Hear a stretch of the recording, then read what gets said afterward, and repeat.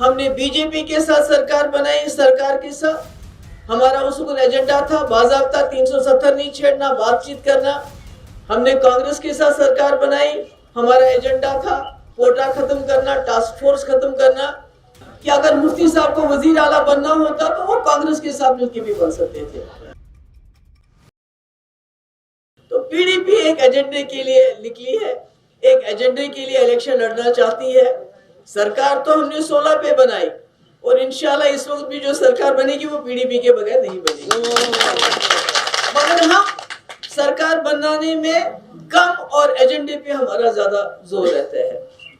हमने कांग्रेस के साथ सरकार बनाई, हमारा एजेंडा था कोटा खत्म करना, टास्क फोर्स खत्म करना, मसले कश्मीर के हवाले से बातचीत करना। हमने बीजेपी के साथ सरकार बनाई, सरकार के साथ हमारा उस वक्त एजेंडा था बाज़ाब्ता 370 नहीं छेड़ना, बातचीत करना। और मैं जानना चाहती हूँ, क्योंकि नेशनल कॉन्फ्रेंस हमेशा इल्जाम लगाती है कि पीडीपी ने बीजेपी के साथ गए। मैं उमर साहब से पूछना चाहती हूँ, जब आप बीजेपी सरकार में वजीर बने, आपकी कारकर्दगी उन 5 सालों में क्या रही? आपने पोटा नहीं बना था तो आपने यहां उसको लागू कर दिया।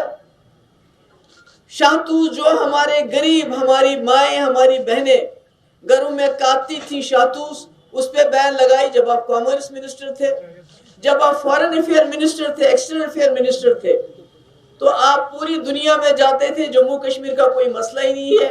अगर आप दूसरे कश्मीर को बमबारी करोगे, पाकिस्तान को इसको बमबारी करोगे तो सारे मसले हल हो जाएंगे। ये उनकी उस वक्त बातचीत होती थी जब वो बीजेपी के साथ थे। जब हमने बीजेपी सरकार के साथ हाथ मिलाया तो 12,000 नौजवानों की एफआईआर मैंने वापस ली।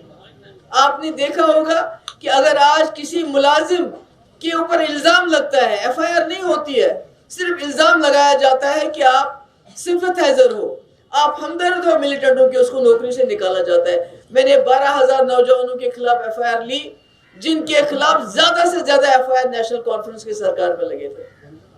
हम तो जो काम करते हैं डंकी की चोट पे करते हैं, दिन दहाड़े करते हैं और बता के करते हैं। हम कोई छुप के कोई काम नहीं करते हैं। बीजेपी के साथ आपकी अलायंस कतई नहीं। मैंने कहा कि हमने बीजेपी के साथ जम्मू कश्मीर के मसले के हल के लिए हाथ मिलाया था। तो हमारा एजेंडा था रेजोल्यूशन, जिसके लिए आपको याद होगा कि अशोक जेटली भी यहाँ आए बातचीत के लिए, रामविलास पासवान आए, होम मिनिस्टर आया, मगर हुर्रियत वालों ने दरवाजे नहीं खोले तो मैं क्या करूं। तो आज तो कोई गुंजाइश ही नहीं लग रही है कि खुदा ना खास्ता जो हमें ये ख्याल था कि वाजपेयी जी की बात को आगे चलाएंगे, आज तो इन्हें सारा तितर बितर कर दिया बीजेपी ने। अगर हम देखें लीडर पीस में आ रहे पीडीपी में